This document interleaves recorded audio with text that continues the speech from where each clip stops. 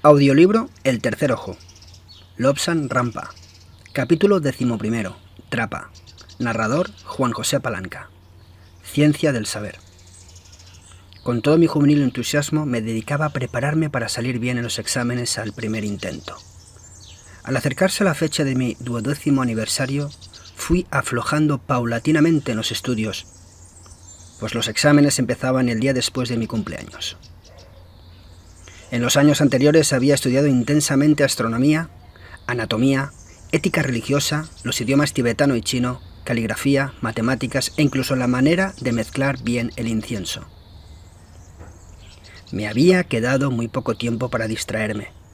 El solo juego que pude permitirme fue el judo, y esto porque tenía que examinarme de él como de otra asignatura cualquiera.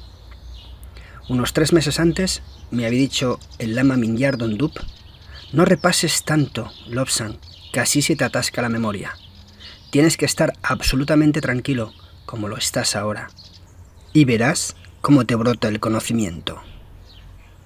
Llegó el día.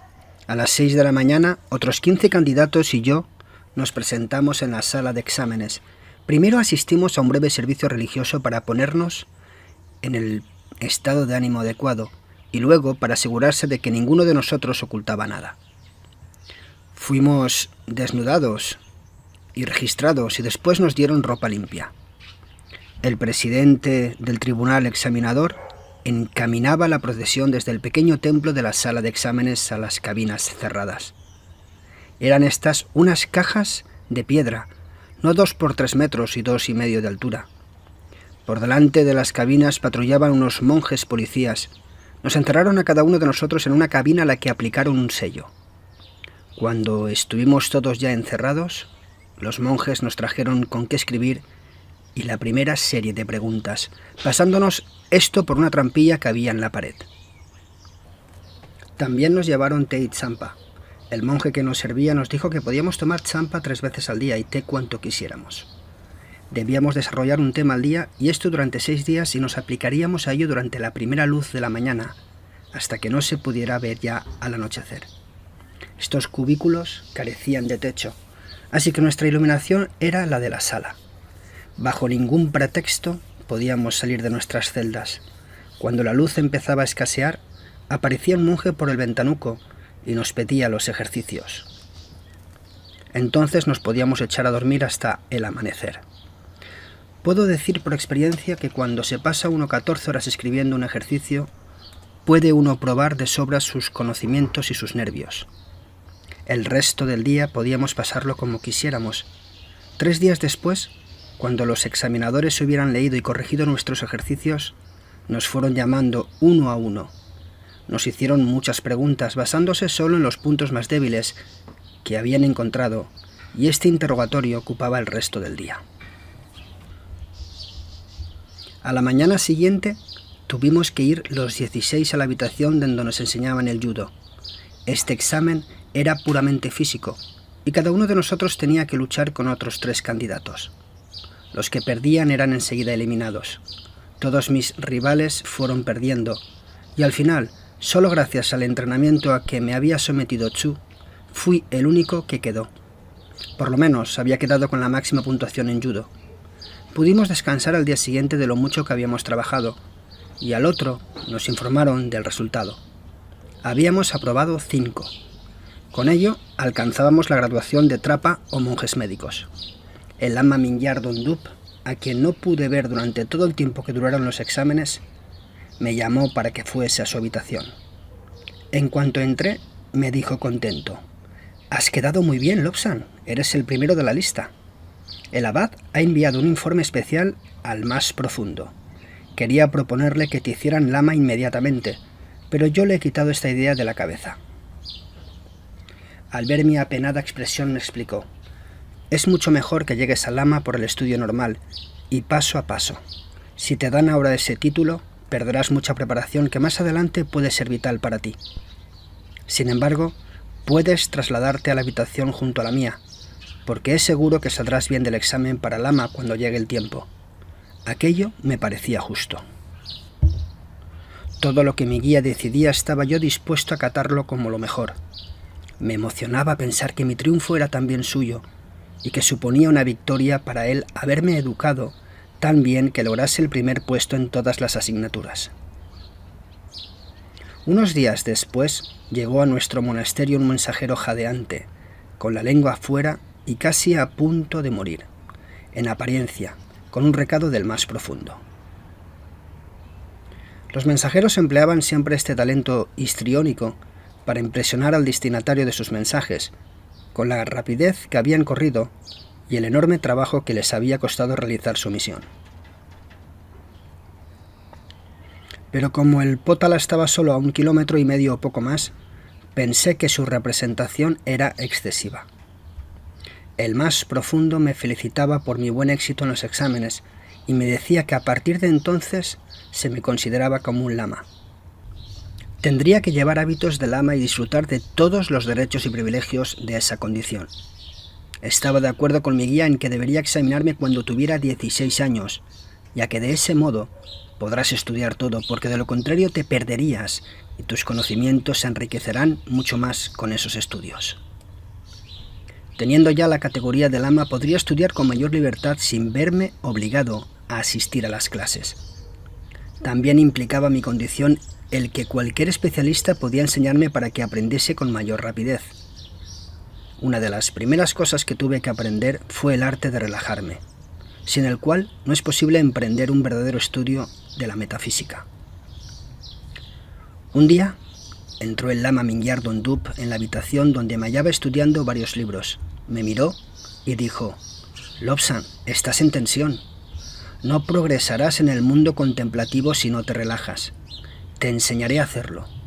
Me dijo que me tendiese para empezar, pues aunque se puede uno relajar sentado e incluso de pie, es mejor aprender primero a hacerlo tendido. «Imagínate que te has caído por un precipicio», me dijo mi guía.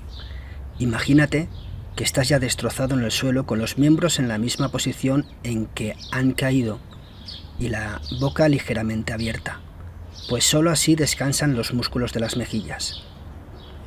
Procuré ponerme exactamente en la posición que él me pedía. «Ahora, figúrate que tus piernas y brazos han sido invadidos por unos hombrecillos que te obligan a esforzarte porque te están tirando de los músculos. Diles a esos hombrecillos que se vayan de tus pies para que no sientas en ellos movimiento ni tensión alguno. Procura que tu mente explore los pies para asegurarte de que ningún músculo está funcionando». Hice todo lo posible para imaginarme a aquellos diminutos seres. Luego pensé en un tsu muy pequeñito que me tiraba de los dedos de los pies. Para mí fue una gran satisfacción ordenarle que me dejara tranquilo. El lama prosiguió: «Luego harás lo mismo con las piernas. Seguramente tienes a toda una tropa trabajándote las pantorrillas, Lobsang. Esta mañana han tenido que esforzarse mucho las pobres mientras saltabas. Ya es hora de que descansen. Diles que se retiren hacia tu cabeza. ¿Se han ido ya? ¿Estás seguro? Compruébalo con tu mente. Haz que te dejen en paz los músculos hasta que se queden flojos e inmóviles». De pronto hizo un movimiento brusco señalándome una pierna. «Mira, has olvidado a uno en el muslo. Veo a un hombrecillo que te está tirando de un músculo. Échalo, Lobsang, échalo». Y por fin quedaron mis piernas totalmente relajadas. «Ahora debes hacer lo mismo con los brazos», prosiguió, empezando con los dedos. «Haz que toda esa gentecilla te suba por las muñecas, luego a los codos y después a los hombros. Imagínate que estás ordenándoles a esos hombrecillos que se retiren de todos los puntos de tu brazo». Cuando lo conseguí y él se convenció de ello, me dijo: «Ahora vamos con el cuerpo propiamente dicho. Figúrate que tu cuerpo es un monasterio. Piensa en todos los monjes que tienes ahí dentro tirándote de los músculos para obligarte a trabajar. Diles que se vayan. Diles que abandonen la parte baja de tu cuerpo primero y después todo lo demás. Oblígales a que te suelten todos los músculos de modo que tu cuerpo quede sujeto solamente por la cubierta exterior y que todo lo que contienes afloje y quede en una posición natural. Entonces podrás decir que has logrado relajarte de un modo absoluto». Quedó muy satisfecho con mi apariencia porque dijo: «Lo más importante para relajarse es quizá la cabeza. Veamos lo que podemos hacer con ella. Veo que tienes a ambos lados de la boca unos músculos en tensión. Afloja los dos lados, Lobsang. No tienes que hablar ni qué comer, así que, por favor, no hagas ningún esfuerzo inútil. ¿Y por qué tienes los ojos entornados? No hay ninguna luz tan fuerte como para que te moleste, así que ciérralos con suavidad, dejando caer los párpados como si se cayeran ellos solos, sin tensión alguna. Se volvió y miró por la ventana abierta. Ahí está precisamente el que sabe relajarse mejor en el mundo, un gato. Podrías aprender de él. Nadie le supera en eso. Se tarda mucho en escribir todo esto, y parece extraño y difícil cuando se lee, pero la verdad es que basta un poco de práctica para relajar el cuerpo en un segundo. El sistema que he expuesto nunca falla. A todos aquellos que viviendo en la constante inquietud de la civilización occidental se encuentran tensos y excesivamente fatigados, he de aconsejarles que practiquen ese método, así como el sistema mental que voy a exponer ahora. Para este último me aconsejó el lama Mingyar Dondup que procediese de modo diferente. De nada serviría reposar físicamente si la mente está soliviantada y sin reposo. Mientras yaces ahí relajado físicamente, procura seguir con la mente el rumbo de tus pensamientos, pero sin poner una gran atención ni interesarte demasiado por ellos. Míralos con indiferencia y convéncete de los triviales que son. Y entonces detén el curso de estos insignificantes pensamientos. Prohíbeles terminantemente que sigan circulando. Imagínate un cuadrado negro, un puro vacío, y tus pensamientos que intentan saltar de un lado a otro. Al principio, algunos intentarán saltar hasta el borde del abismo. Lánzate tras ellos y oblígalos a volver a donde estaban al principio, y luego los obligarás a saltar de nuevo sobre ese negro vacío. Pero imagínate como si lo estuvieras viendo, y en muy poco tiempo conseguirás ver la negrura sin esfuerzo alguno. A partir de ese momento, disfrutarás de un perfecto relajamiento mental y físico. También esto es más difícil explicarlo que hacerlo. Con poca práctica se logran unos resultados estupendos. La mayoría de la gente no cierra nunca su mente ni sus pensamientos y son como los que pretenden ejercitarse físicamente sin interrupción durante el día y la noche. Una persona que intentase andar sin descanso durante unos cuantos días y noches no tardaría en caerse al suelo. En cambio, nunca damos reposo a la mente. Todo lo que hacíamos estaba encaminado a ejercitar la mente. Si aprendíamos el judo, era como el ejercicio de autodominio. El lama que nos enseñaba este método de lucha podía defenderse de 10 ataques a la vez y vencerlos. Sentía una gran afición por el judo y trataba de hacerlo lo más interesante posible.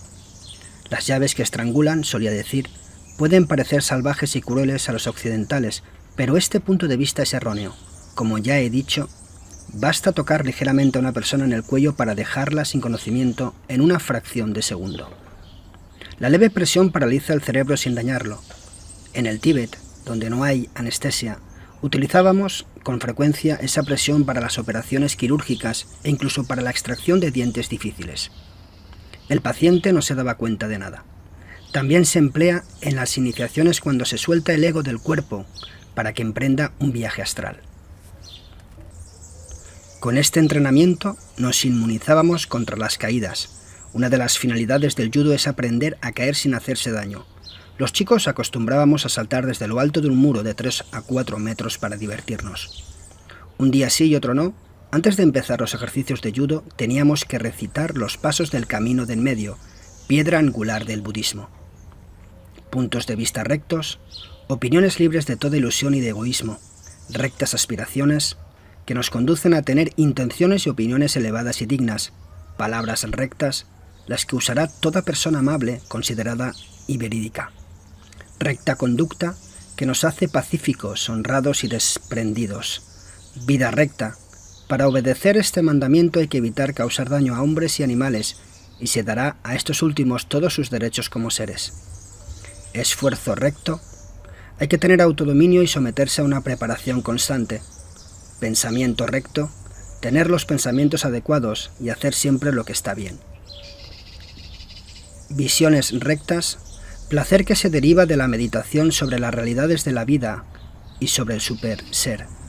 Si alguno de nosotros cometía alguna falta contra estos mandamientos, Teníamos que yacer cara al suelo a la entrada del templo para que todos los que entrasen pasaran por encima de nuestro cuerpo. Allí había que permanecer desde el alba hasta el anochecer sin moverse en absoluto, sin comer y sin beber. Además, se consideraba como una gran vergüenza. Ya era lama, y uno de los distinguidos, uno de los superiores. Este título resultaba muy halagueño, pero era muy difícil mantenerse a la altura de la situación. Antes tenía que obedecer las 32 reglas de la conducta sacerdotal. Una vez nombrado lama, me encontré horrorizado, que debía obedecer nada menos que 253 reglas, y en Chakpori, el buen lama no quebrantaba ni una sola de ellas.